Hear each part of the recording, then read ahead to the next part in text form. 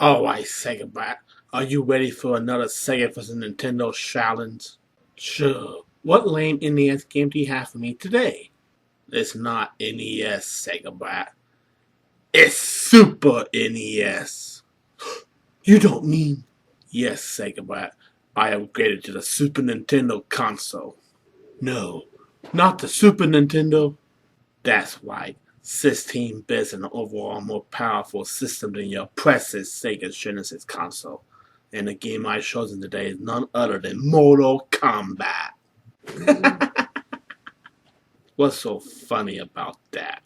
You choose the one game that's better on the Genesis? Mortal Kombat? The game that was heavily censored when it came out to Nintendo? Sega Genesis censored the game too. Yes, but we at least have a code you can install to enable the blood. With a Super Nintendo version, you get what you get. Just because it's uncensored doesn't mean it's better. You want to put it to the test? Very well.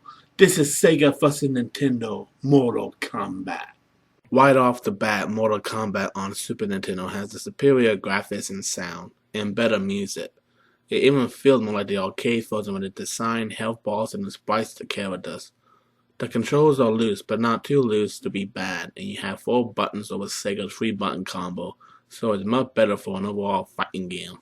The game only has 7 characters, with a bonus secret character and web title you can fight depending on how you do in combat. There are also bonus stations called Test Your Might where you can break bricks and the likes.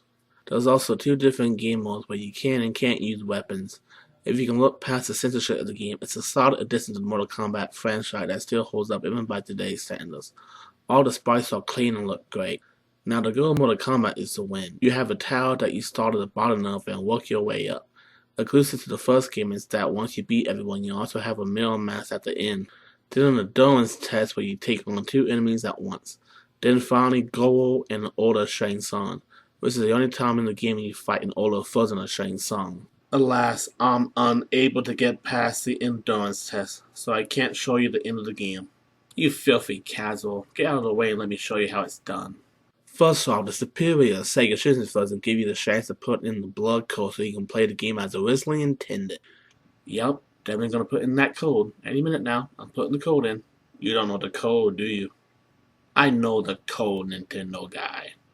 Anyway, unlike the Super Nintendo version, the graphics and sound are grittier with fist and style Mortal Kombat much better.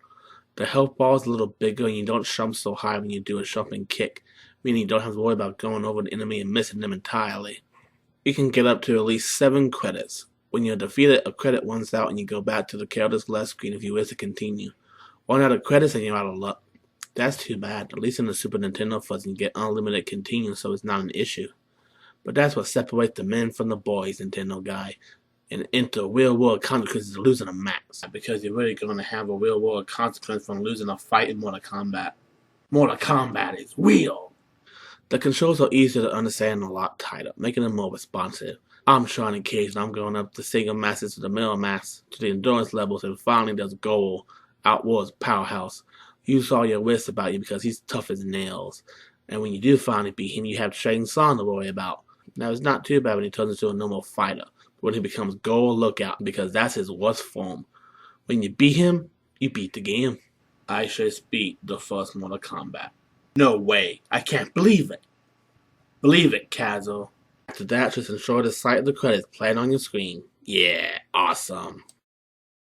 You may have beaten the game, Sega Brat, but you still haven't won this matchup.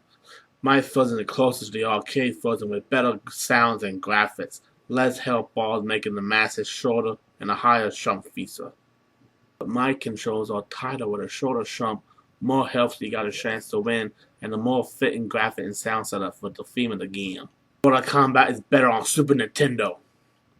It's better on the Genesis. Super Nintendo. Genesis. Once again, we reached an impasse. The only thing left to do is to leave it to the fans.